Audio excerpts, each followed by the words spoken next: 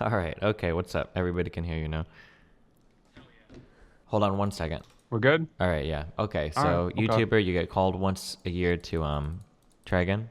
Say that Well, one more no, time. I'm a guy who's trying to work in entertainment, and I use YouTube as a way to market myself, but I'm not really like a guy who plays the YouTube game. Okay. I do stuff behind the scenes, and like I've been hired by a few YouTube channels to ghostwrite jokes, to do audio stuff like that. I'm signed to a lot of NDAs because guys get in their feelings. Yeah,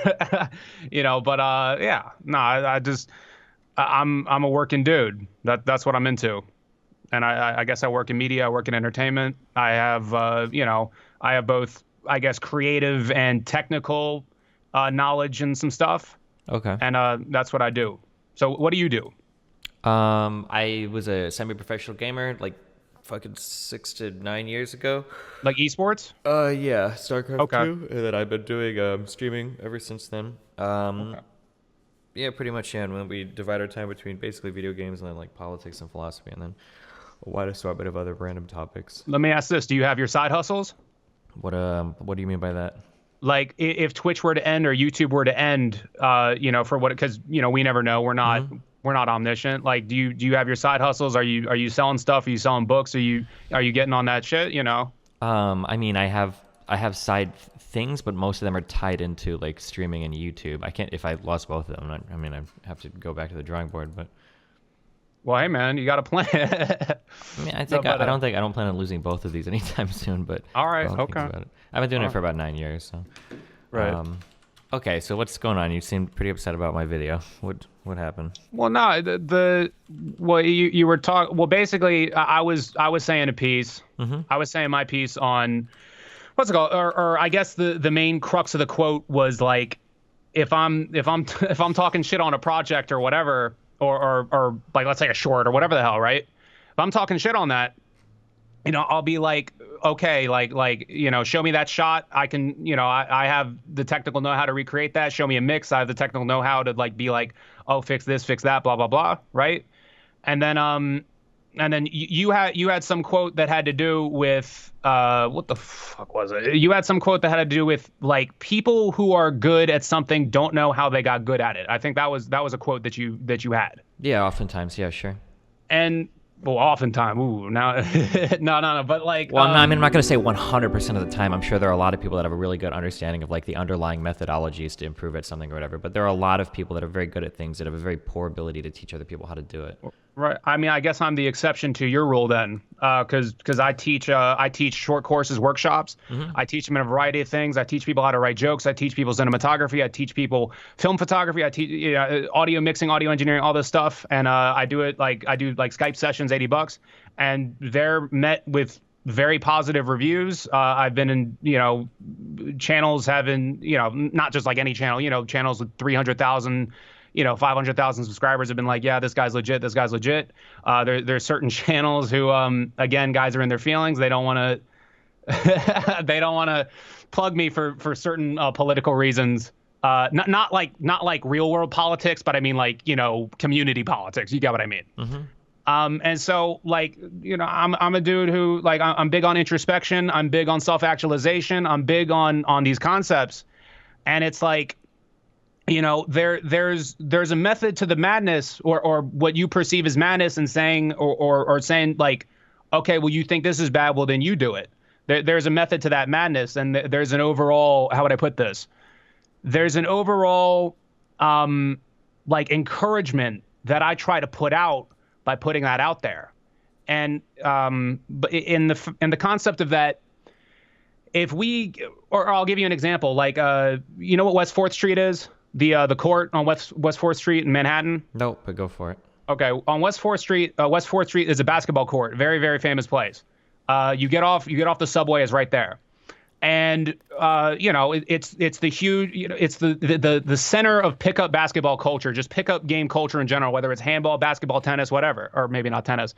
But essentially, I go into this because it's like, let's say if you're standing on the sideline and there's tons of dudes who talk shit on West 4th Street, and there's a guy talking shit on West 4th Street, they're gonna be like, hey, you fucking do it, put 50 on it, let's play. And it's that concept of like, if people, and it's like, it's just that challenge, and that's good for humans. Like, people fucking need that shit. They need that near them. They can't, if people are always in this realm where it's like, I'm in my bubble and all the people making things are in their bubble, and I have this mentality that I'm never going to reach that, you know, that's the sort of thing. It sort of kills motivation. And it's like, I'm all about like, dude, I want people to fucking work. I want people to get better. And it's like that mentality of like, fucking, well, I don't like them doing it, I'm going to try to do it. That mentality is fucking sick. And that mentality, like, it betters people. And so like that's what I try to get out by doing stuff like that, by saying stuff like that. Wait, so the ultimate point of that was it like doing stuff is valuable? Well, yeah. I mean, don't you think doing stuff is valuable? Yeah, for sure. Okay, well, we're good. But that doesn't mean I don't. So, well, give me a point. Give me a point. Let me pick apart two things here. So, okay. I'll speak from personal experience and then broaden things up a little bit in terms of the difference between doing and teaching. Yeah. So, I used to give, so similar to you, but for something far less serious. Well, I did music in college, and I used to give lessons for StarCraft 2. One thing that I noticed was that in StarCraft 2, and in all video games for people that sell lessons for shit, there are a lot of people that are very, very good at the game, but they have an inability to help other people get to their level. So for an example of this, they might take a really new player, and they might give him strategies or things to do that are very, very, very complicated, saying like, well, if you just practice this and do this, you know, this is how you'll get better. And it's like, well, that's not really how people learn. The idea of teaching something to somebody is a totally different skill than just becoming good at something, because a lot of people aren't necessarily aware of how they got good at something. So that was my quote. There are people that are really good that have no idea how they got there, right? So a really good example of this, especially if you work in film, I'm sure you've heard somebody say this before. When it comes to things like art, oftentimes you'll hear somebody say something like, oh, you know, like, I don't really know how I'm good at drawing. I never took any lessons or anything. But this is a person that's been drawing recreationally since they were 3 years old, right? They've actually had like a lifetime of practicing it, but they don't really think about it. Can I jump in just right there? Yeah, go for it, yeah. Like, so with filmmaker draw art, whatever the hell, like, how do I put this? It's two parts. There's the creative mind, and there is the, you know, what part of your brain is going to put the new shit out there? What part of your brain is going to change the culture? Or, I mean, not like overall, but, you know, like little bits. And there's a part of your brain that's technical. And there's a part of your brain that's like, you know, oh, you shouldn't, or if we're doing or I'll do film because that's what I know. You know, like there's the dude that's like, oh, what feeling or what should this character do, and how is that, like, how does that culturally work, and how do these characters interact, and blah blah blah.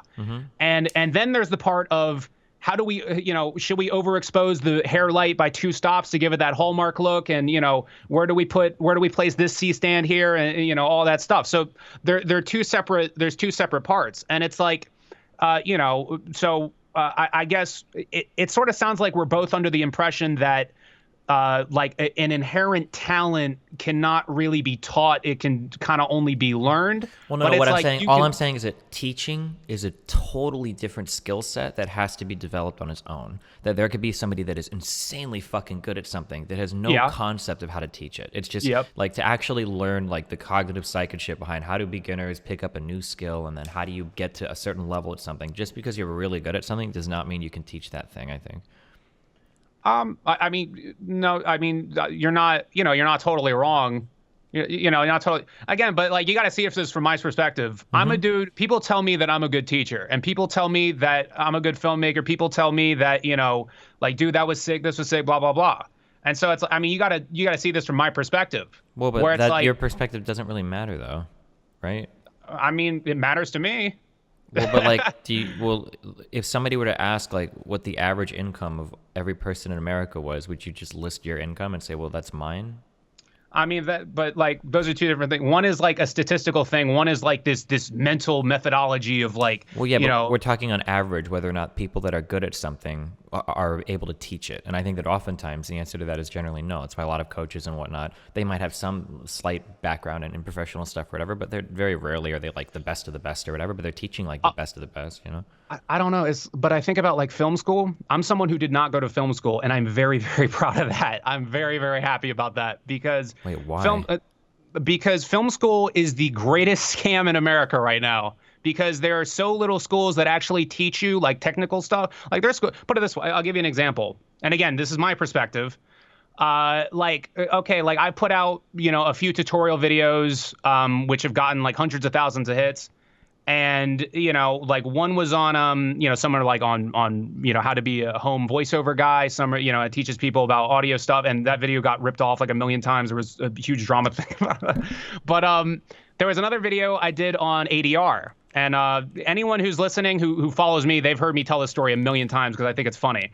But one day I get this kid and he's messaging me on Twitter. He's like, they are playing your video at my Arizona university. They're playing this in the media study. They're opening the lecture with this. And I'm just sitting back and I'm thinking, I said, fuck film school. I'm going to learn this shit on my own through working, all this stuff. And the film schools are using the knowledge that I'm putting out in their stuff. And it's like, dude, when I was like fucking 18, 19, when I started it, I couldn't have fucking envisioned that. Like I was still nervous. I was still scared. I was like, bro, what if I'm making the wrong choice, right? And that all sort of goes back to the thing. It's like, if I'm just this dude and I don't have any of these resources and I'm able to go out and I have the drive to find all this technical know-how, all this technical knowledge, and I also have the ability to, I guess, entertain or teach it, put it in an entertaining way. It's like, we're getting a little off topic by just talking about film school here, but like, it's like, dude, like why are kids going in for some generational debt for when like the teacher, some of the teachers don't even know some of the stuff. Yeah, I understand. Have you ever heard the term Dunning-Kruger Syndrome? Yeah, the Dunning-Kruger effect. It's where like at the very first, like you're very confident in it, and then you go down the loop, and then you like learn. Yeah. There are two sides to the Dunning-Kruger that a lot of people don't realize. On the other side of the Dunning-Kruger, so on the lower end, people with low levels of competency tend to overestimate their abilities. But on the high end, those people tend to underestimate those abilities. Those people are pretty common too, and I hear a lot of them say similar things to what you're saying. Do you ever think that maybe you've been doing it for a long time and you just had like kind of a knack for it, but it's a little bit unrealistic to expect everybody else to follow in your footsteps? Oh no, it's absolutely unrealistic for everyone to follow. Of course, yeah. Because what you're saying, real quick, the parallel that I would draw with what you're saying is you can find a lot of really talented programmers that'll say things like "fuck school," just start contributing to repositories and shit early on. Like you don't need to go to school, just program like as a hobby and shit, and you'll pick it. And it's like that's cool, but not everybody can do that, right? Right. Well, no, the interesting thing with programmers, and I've talked to a few of them, is they come out of college or they just come out of just knowing programming, and they think they're going to be the next rock star coder. But they don't, like, let's say they want to make a video game, they don't have a background for art, they don't have a background for game design or whatever. And so, but that's the big fallacy that I see programmers fall under. But that's a separate, like the dude who made, who was the dude that made Undertale? Is it Tony something? Toby Fox. Toby Fox, yeah. Yeah. Dude, that dude's a genius, man. That dude's like a 10 in a generation talent, like when you think about it. Because this dude knew art, this dude knew game design, and this dude knew how to code. I don't know all that. Like, that's impressive. Like, that's a good fucking dude. Yeah, but there are probably a ton of video game designers that did go to school, though, right? Oh, well, I wasn't talking about school. I was just saying, like, dude, that guy's awesome. Shout out to him. Okay. Anyway. What were we getting at? Okay, the parallel. Oh, okay. You were saying. Oh, I'm just saying that just because, I don't know, especially because I noticed that a lot of this, I'm not trying to insult you, but there's a lot of pretentiousness surrounding art. And like no, there is people that say things like, "Oh, you don't need to go to school for art; that just stifles your creativity and whatnot, or you can do all of it without school." Or whatever. It's not about that. It's a money drain. I say it for financial reasons only. Oh, sure, but I mean, like, if you've got the financial means to do so, I feel like art schools can provide you with, assuming you're an not intelligent, but like you can go to school and waste all your fucking time, right? We know this. You can go to school and waste all your fucking time, but like if you're And this is coming from somebody that went to school and worked a full-time job and wasted all this fucking time. So I know how much fucking time you can waste in school. But like, if you have the ability to take advantage of it, I mean, I feel like art schools can be like an amazing fucking resource in terms of giving you the ability to grow and understand, all this shit. Like if you had infinite money, I'm going to assume, I mean, I'm 99% sure this is true, but you're probably really passionate about everything that you do. And it seems like you, regardless of being paid for it or going to school for it, you're going to practice and pursue your hobby. Like if you have these same mentalities, you seem like the perfect type of person where like, assuming you had infinite money, if you went to an art school, you could like take tremendous advantage of all the resources available there. Here's the thing about, again, all right, I'm going to put it back into film school because that's all I know. Yep, that's all I like, really. So like when I look at, I'm an independent dude, independent guy. I go out, shoot a small commercial, shoot a small infomercial, shoot a small documentary. Like that's a lot of the money that I make. And I look at all the gear I had. Like I have usually you take out a grip truck, I take out a grip sedan, Sure. where I fill out a car with all these Matthew stands, all this stuff. And I look, over the course of a couple years, don't text me. Over the course of a couple years, I amass all this tungsten lights, all these Kino flows. Everybody all this that stuff. works that does gigging and shit will do this, especially filming equipment and all random shit. Yeah. And so I look at all the stuff I have, and then I look at like a university, like a big university near where I grew up or something like that, that's known for the arts. And I look at their stuff, and I have better equipment than they do. And so it's like now granted, okay. Wait, there are really? film schools. Because that seems like a huge stretch. Like it seems to me like it's generally the opposite. Like if you walk into a school, this is why I got to give you the knowledge. Yeah. I got to give you the knowledge. Okay, so this is why, because okay, in the 70s, okay, if a college offered a film media program, they got to spend all that money because you see all the gear in front of you. Fucking 25 years ago, you can't get that stuff. A condenser microphone used to be like $1,000 at the least, right? Or it used to be ridiculously expensive. But what happened is that over time with the digital stuff, they used to have, schools used to need to have the Mitchell BNC, the 16 millimeter, Aiton XTR film cameras, all this. They used to need to have that. But now what they do is they cheap out, and now they can get, a Canon C100. Now they can get, now they just get a Arsenal DSLRs and stuff like that. Or they get, or the most they have is like a Sony F3, blah, blah, blah. And it's just like, just with the sort of digital revolution, these schools have been able to cheap out. And a lot of schools do this. Man, I'm uncomfortable saying that just because I hear the opposite experience so often. It seems like I don't know if either my impression could be totally wrong because I'm not basing this on a large data set, or your school might have had like exceptionally bad gear. But it seems like generally like the media libraries and shit of schools are fucking decked the fuck out. Like the resources are usually insane. It can seem now as far as gripping goes, I saw the school. Real quick, can you explain what that means? What is gripping? Gripping, that's like light stands, that's C-stand. That's like the concept of rigging lights, like on a pole or stuff like that. That's gripping. Okay, gotcha. Or like foot and gels. All right, all that stuff. Anyway, so how do I get into this? Shit, where were we? Okay, the my gear versus the school's gear. Okay, so it's like, and I'll see some schools with the gripping is like, again, for video cinematography, the gripping is, for a lot of schools, it's on par with what I have. But like there's schools like I have an uncle who works at Arizona University, not Arizona State, Arizona University. The Arizona State was the school that. All right, anyway, so. And he's like, I'm like, oh, well, what do they do with their media program? And he's like, oh, they edit on iMovie. Oh, they have all photography stands. Oh, they shoot on, they shoot on DSLR or like the handy cams that you get from Walmart, blah, blah, blah. And it's like, I'm not saying every film school is that bad, but it's like, dude, if you're trying to learn cinematography, if you want to get on a film set, if you want to go to New York, LA, blah, blah, blah, like you can't be learning with just photography stands, or else, you're going to come out of the school with a degree and you are coming unprepared. And it's just like, is that, is that ethical? Is that right? I don't think it is. But again, these schools and the high schools, they implant this thing in their mind where you have to go to college. And it's like, again, there are film programs that are good. There are good film programs that are out there, like USC, for example. USC's film production, like that's a great fucking school. If you want to get jobs and shit, that's where you got to go. Or, I mean, one of the places you got to go, but there's not a ton of them, right? And so, like, again, I don't know. I'm losing my train of thought now. Sure, yeah, I kind of understand what you're saying. I guess if your school has shit resources, that's pretty sad.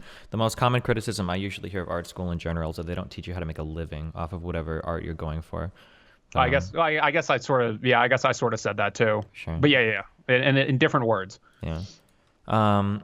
So I guess in general, the second kind of like major point was, do you listen to music? Do you know who Anthony Fantano is? Yeah, Anthony Fantano. Yeah, dude, everybody knows Anthony Fantano, the glasses guy. Yeah, he did Internet's busiest music nerd. Yeah, he did a really good video recently on whether or not you need to know music theory. Well, it was for him particularly, whether or not he needed to know music theory to do music reviews. Do you have an opinion? I don't know if you watched this particular video, but I'm sure you can kind of get the gist of it. He said, obviously, no, he doesn't feel like it would help much. Do you have any opinions on that, or? Okay, well, I gotta be clear here. I'm not a music guy. Yeah. Like, I mean, like I put out like musical stuff because it's like funny and cool, but like I don't, like I'm not. Yeah, and I don't mean it to be specific to music, but basically just like if you want to critique something, do you necessarily need to have either firsthand experience or know like the underlying construction of like every smaller fundamental element in order to This make is a what's reasonable critique? This is what's hard is that music is far more cultural than film. Wait, what? Music is far more cultural than film because it's like dude, I'll see, like, here's an example, and I'm not trying to like be like mean to Anthony Fantano, like I mean he's a dude who's made his living, and he's made his life as a journalist, like he's done it, right? But like here's an example, like Anthony Fantano, he'll give like hip hop is like the main genre of music I follow, and he'll give Lil Pump like a 6 out of 10 for one album, and then he'll give 21 Savage a 2 out of 10 for another album. But again, like I'm assuming these names, like you don't care about either of these names, these artists. Generally, yeah. That's fine. But like when you're like sort of in the culture of hip hop and you're sort of like, knowing about, what certain words and certain phrases, and you're sort of understanding like the sensibilities of like a certain artist, like you can't. Oh my God! Like to give 21 Savage's Issa album a 2 out of 10 and then give Lil Pump's album a 6 out of 10. 21 Savage is talking about deep shit that the average white guy probably isn't going to understand, and that's fine. But it's like, like that's sort of where the confusion comes in. That's why music is so cultural. And okay, well, but I have to attack that statement because it seems really ridiculous to me. How can you say that music is cultural but film isn't cultural? No. Film is still cultural. It's just, I don't know. It just I don't know. For some reason, music feels way more subjective than film. I don't know why. I think just my feels that way. number one contention with that is that I would say that there are plenty of people today, well, maybe not, that enjoy music from like the 60s, 70s, 80s. Like a lot of people could turn on like songs from like Journey or the Eagles or Pink Floyd and really enjoy it. But I would argue with film, it's actually way harder to do that. That turning on like Casablanca or some older film is actually a lot harder to get people into today. It seems like film is more cultural even than music is, I feel. I mean, we could go back and forth with that. I don't. Honestly, I don't really. What I said, that's not a very strong opinion of mine. So, like I don't like. I'm not going to sit here and like get blue in the face about it. Okay, sure. I mean, but okay, but it's cultural. We both agree that it's cultural to an extent. Blah blah blah. I don't know. It's. But okay, getting back to Anthony Fantano's. Do you need to know about music theory? I don't know. I mean, like I hear people. Well, getting back to the cultural thing, like I hear people who will critique mixes. Sorry, I hear people who critique a certain mix, and someone who's educated in mixing, someone who could work in New York, work in LA, and they'll hear a hip hop song and they'll be like, oh well, this is done wrong, blah blah blah blah, and then I go to I'm saying blah blah blah a lot, and then they'll go to like, and then someone who's like let me repeat, let me start over. Okay. You'll get a guy who might be knowledgeable in mixing, who hears a hip hop song, he's like, oh, those kicks are too loud. Oh, that snare is too loud. Oh, the vocals are too loud. But then it's like, but again, in the culture of hip hop, like that's hard. Like XXX Tentacion or like any of those dudes, like if they have the hard, like clipping fucking kicks, like people vibe with that like crazy. And they're like, dude, how do I get my kicks to sound like that? And they're like, oh my God. Me and my friends will make music for fun. I'm like, dude, how do we get the Lil Pump D-Rose kicks? How the hell do we do that? And we're just having fun with it, man. It's just fun. But then you'll take a guy who's mostly into hip hop, and he'll hear, let's say, like a Beatles sounding song, a Beatles sort of mixed song, and he'll be like, dude, the vocals are too quiet, I can't hear anything. But it's like the difference between like hip hop and I guess rock, or I don't know what. Beatles are like their own genre, it feels like sometimes. Anyway, like the vocals and other genres of music aren't as important.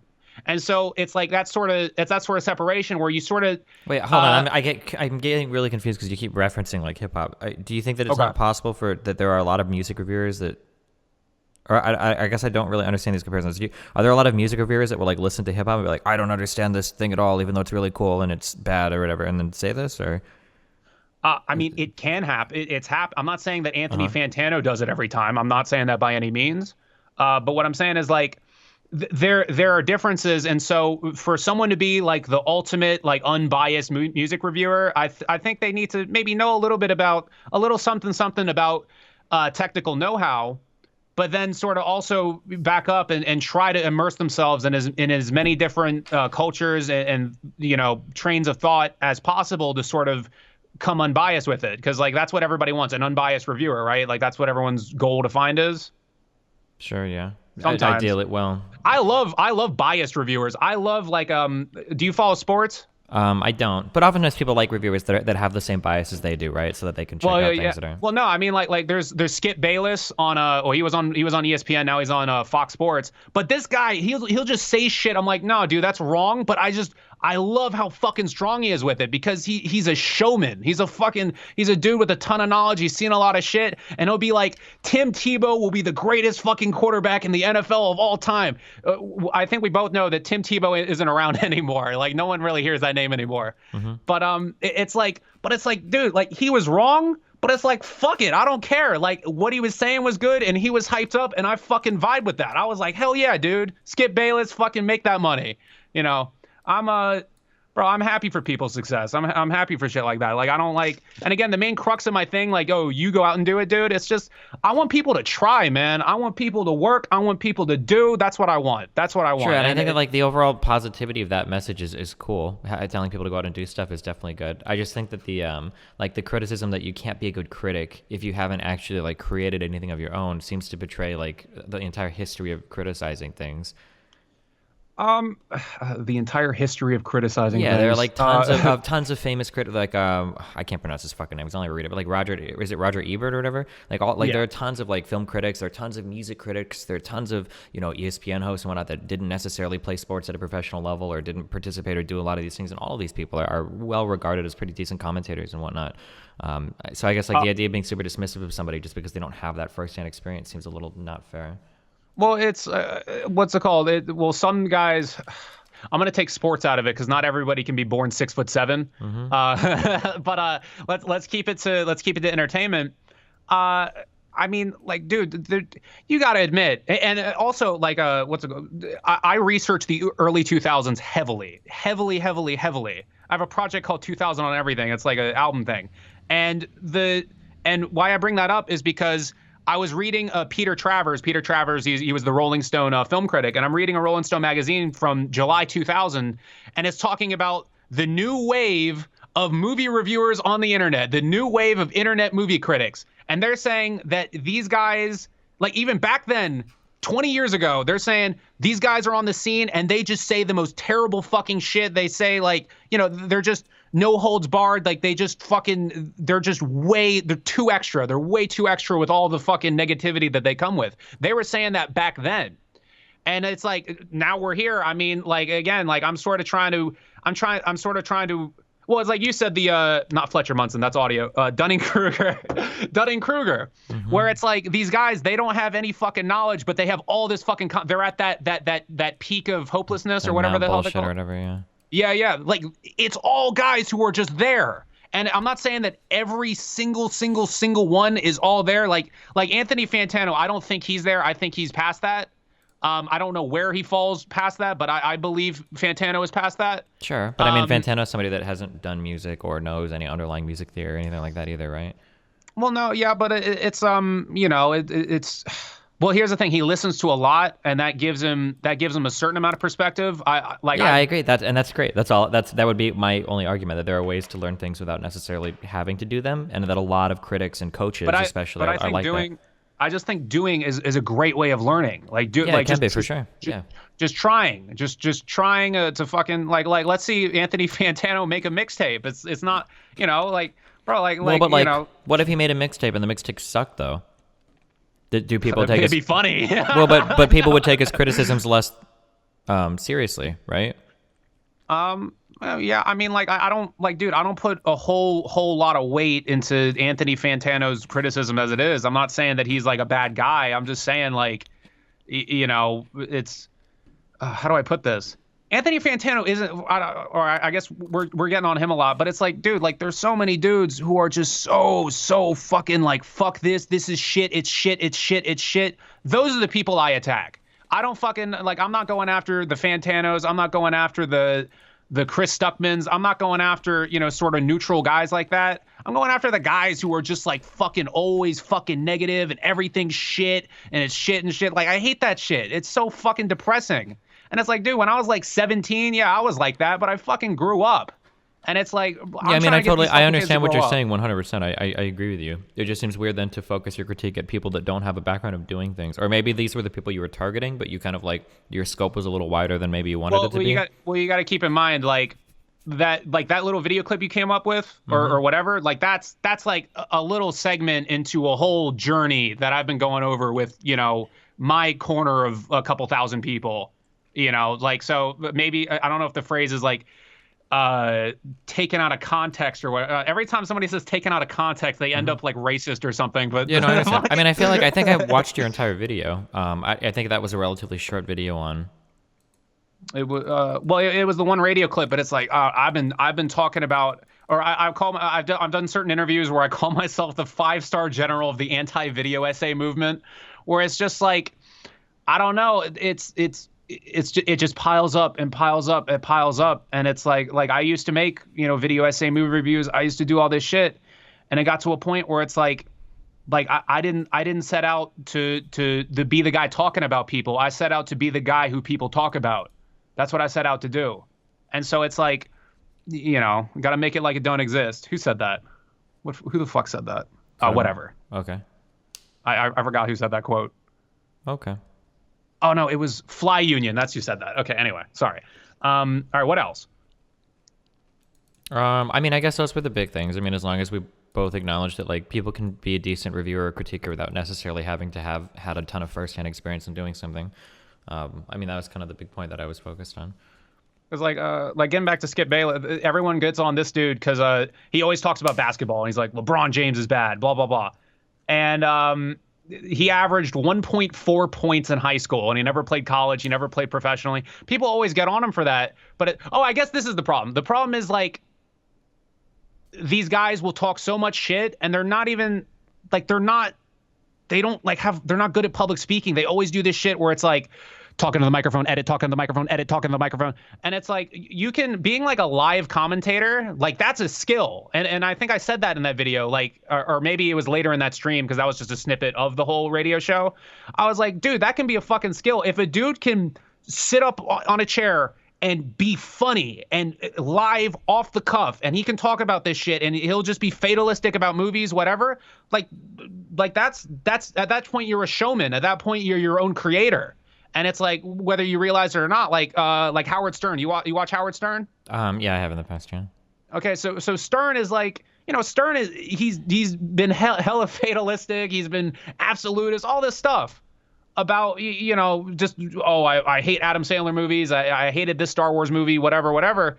But he was funny while he did it, and he was doing it live, and there's a whole skill to that, and he was able to manage, get other people come in and have them talk, and he'd orchestrate fights and all this stuff. But at that point, the main crux isn't his opinion. The main crux is how he delivers his opinion.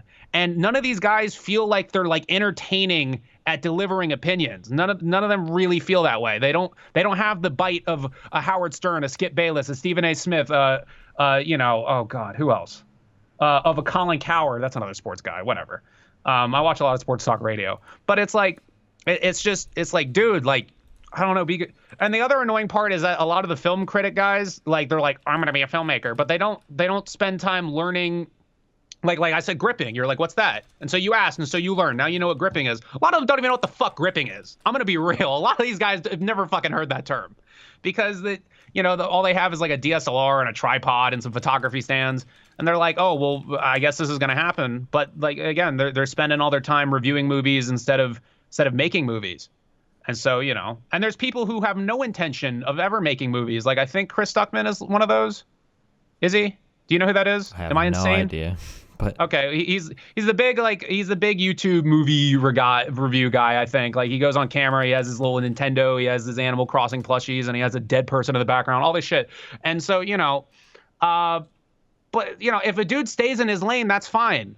And mostly, I guess the big crux of it is, dude, stay in your lane. Like, don't be like, oh, all these guys suck. I'm gonna be a filmmaker, and then like don't learn any of the steps to becoming a filmmaker. And I've again, if there's people who fucked with my shit in the past who are listening to you right now, I'm sounding like I'm repeating myself. I've been saying this for years now, and it's it's just work. Like I need to, we got to uplift the people. Okay. Mm. All right. That's all. Gotcha. Cool. Okay. Well, hey. Do you play StarCraft? Well, I used to, but today I do random games and then mainly politics is what I'm known for. So. Yeah, I played what is it? I played StarCraft 1. I played that in high school. I played in the computer graphics class, and I pissed off some kid because I found some glitch and I just kept doing it, and this kid ran up and he was yelling at me, and he got everybody in trouble for playing StarCraft. That was cool. Damn. Okay. That was a while ago. How old are you? 30 years old now. Oh man, that sucks. I'm 24. Dude, every birthday I want to kill myself. It's ridiculous. But anyway. You talk about what are the other hot button issues in politics right now? Let's talk. There's so many. There's not. Oh, dude, I'm trying to start my own religion. Why? Because it's like, okay, so like, are you an atheist? Yeah, kind of, or agnostic, I guess. Okay, so like I'm pretty much an atheist too, and so like usually the thing with atheism is like, oh, I'm gonna be, how do I put this? Like there is no God.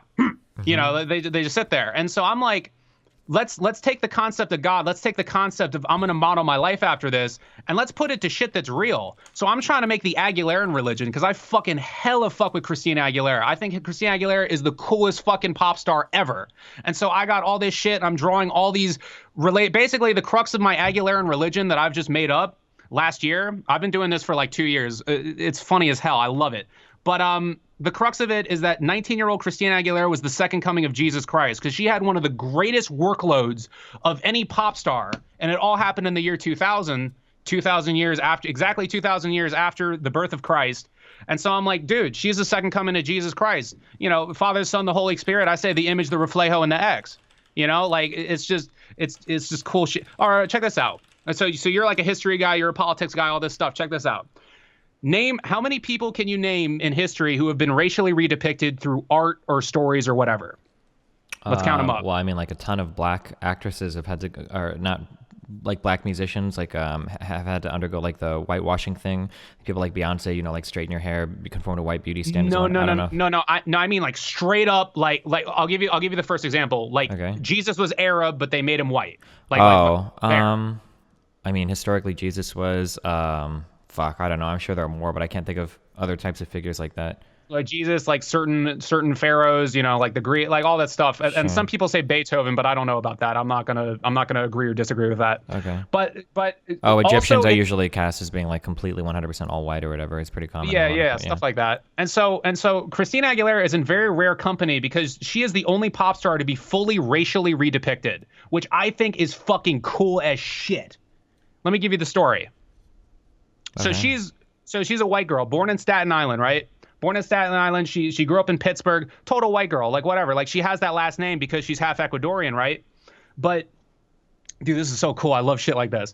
So she gets signed by RCA, and she's born blonde hair, blue eyes. RCA gets her. They dye her hair blonder and give her blue contacts, right? So it's on some Aryan shit. So they get her out there. All this stuff. And then the label was trying to get her to change her last name because they didn't want anyone to think that she had any Hispanic origin whatsoever. They wanted everyone to think that this was a white girl. And so then the Latin music market is blowing up, right? Like Ricky Martin, Living La Vida Loca, like all that stuff was getting huge.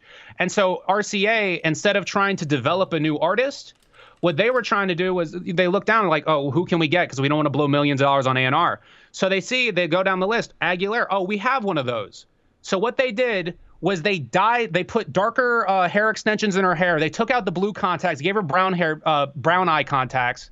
They spray tanned her darker, and they taught her to speak with a Spanish accent. And they marketed her with a Spanish album. She doesn't speak a lick of Spanish. They had her phonetically sing all of it. They marketed her to Latin America as Spanish Christina Aguilera. That shit blows my fucking, and it worked. And it fucking worked. Latin America fucks with Christina Aguilera so much because of that. That shit is so ill. That is so fucking cool. And you know, but it's just like cool ass stories like that, like cool ass things in music marketing. Like I love marketing. I love commercialism. I love researching it. I love shit like are you into that stuff? Yeah, I mean, I'm interested. I don't know at to the same level as you are, but No, no one's into this as much as I am. No, dude. And like people think I'm crazy, but it's like, dude, I don't think she's like mystical. I don't think she's magical. I just think she's cool as shit, and she fucking worked hard, and that's baller as fuck.